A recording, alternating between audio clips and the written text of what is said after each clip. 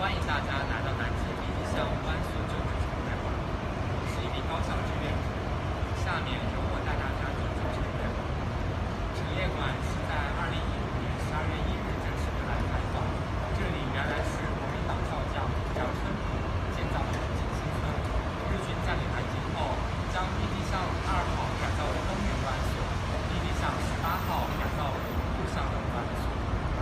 2003年，一位名叫朴永新的朝鲜籍班夫来到这里进行了现场指认，因此南京立体巷湾所旧址成为了由湾夫幸存者确认的湾所遗址。这是一尊湾夫遗址雕塑，这尊雕塑是由著名雕塑家吴显明创作，以二战时随军记者拍摄的一张怀孕的朝鲜籍湾夫朴永新照片为创作原型。雕塑由3位湾夫组成，其中身怀6甲的湾夫为主要人物。他全身瘫软，一手护住腹中胎儿，一手搭在另一妇女背上，显得无力、无助、无望。左边的这位湾夫双膝跪地，手抓土地，整个头发盖住了整个脸面。面对这种非人的生活，又羞又愤，痛不欲生。右边的湾夫一手遮住脸面哭泣，一手紧紧抓住旁边的大姐，以求得心灵救助。整组雕塑体现了罪恶的湾夫制度给无辜的妇女们带来的灾难性的悲惨生活。以史经乱，守望和平。作为一名新中国新时代的新青年，我呼吁每一位中日青年主动认知真实历史，了解战争残酷，用历史照亮前行之路，共同承担起应有的历史责任，创造出人类的美好未来。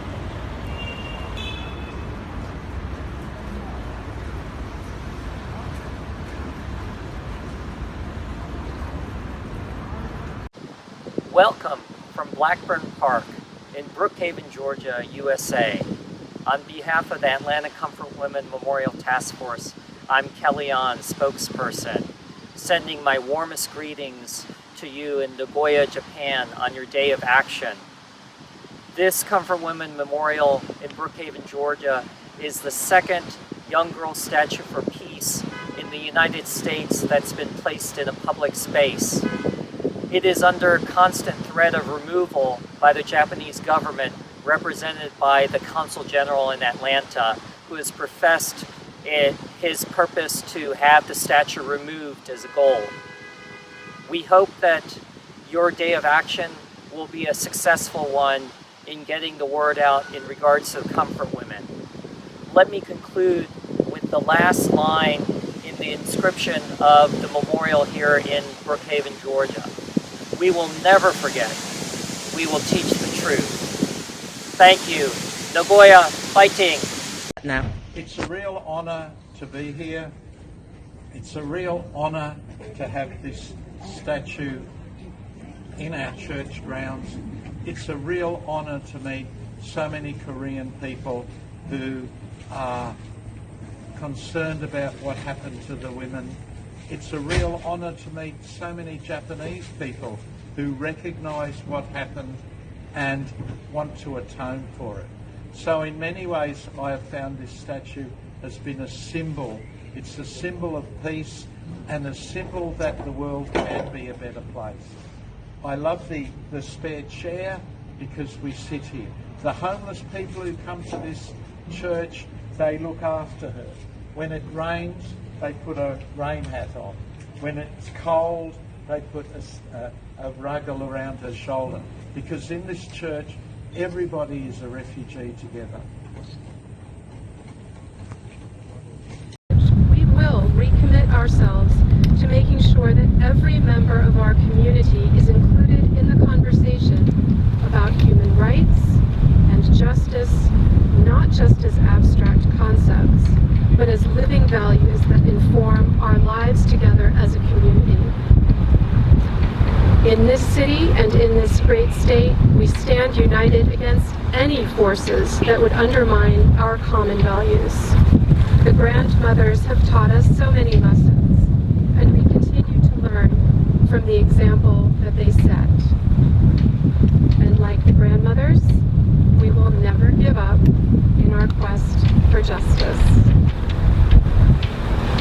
I would ask anyone who has information about these incidents to please come forward and contact the Glendale Police Department, to think of the women who this monument represents, and to be brave and do the right thing. Thank you. Hi, my name is Judith Merkinson. I'm the president of the Comfort Women Justice Coalition. I'm also the president of the local branch of the National Lawyers Guild. I have been doing work around the issue of sexual violence for decades, and I first began work around the Comfort Women in the 90s when I worked with Gabriela, the Women's Coalition of the Philippines, and we heard about the testimony of this brave woman, Jin Kim, who you see here, who began to break the silence of what had happened to her and hundreds of thousands of women during World War II. And this statue is very important. People would say, why is a statue so important? We know it's important because it symbolizes the resistance and the suffering, both, and the continued existence of women who were sexually enslaved during World War II. And the importance of it is that it flies in the face of what Lillian talked about, which is Japanese denialism, the denialism of history, which we all know is very, very dangerous, and we're living in a period where denialism is raising its head again. Why is a statue so important? The Japanese government has done everything it could to get this statue taken away, and it continues to get statues taken away all over the world. Are they afraid? Are they afraid of women's testimony? Are they afraid that women will actually hold them accountable? They must be. So we're here standing in front of this beautiful statue to say you must be accountable to your crimes, and justice delayed is justice denied. This memorial, you know, a lot of people say we've never heard of the Comfort Women, and so building this memorial meant that we were able to talk about it all over the city and the Bay Area. It also, one of the first things that we did was introduce a resolution into the Board of Education and into the California State Board saying that the issue of sexual slavery, of sex trafficking, and comfort women had to be taught, and that's happening.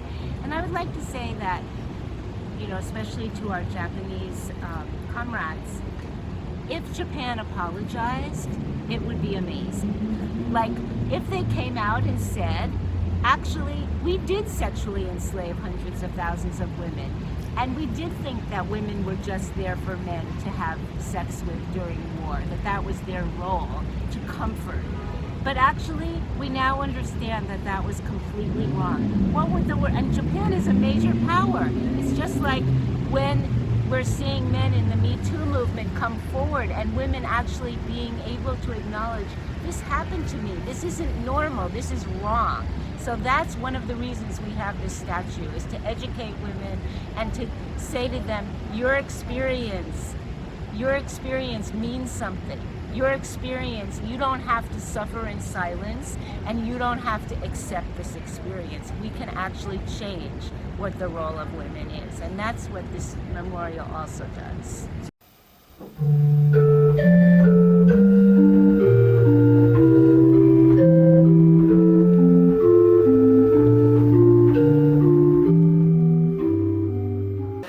Ich sitze hier neben der Mädchenstatue für den Frieden im Haus am Dom. Die Mädchenstatue für den Frieden erinnert an die systematischen Kriegsverbrechen der japanischen Armee. Aber nicht nur das, sie ist auch auf die Zukunft gerichtet. Sie ist ein Mahnmal und erinnert an all die Opfer sexualisierter Gewalt und vor allem daran, dass so etwas nie wieder passieren darf. Und sie ist ein Aufruf für Solidarität und Frieden weltweit. Und zwar nicht nur für einen Moment, sondern für die gesamte Zukunft. Ich bin froh, dass sie in Zukunft auch an der Goethe-Universität in Frankfurt ausgestellt wird. Mein Name ist Kyra Beninga und ich bin AStA-Vorsitzende der Frankfurter Goethe-Universität.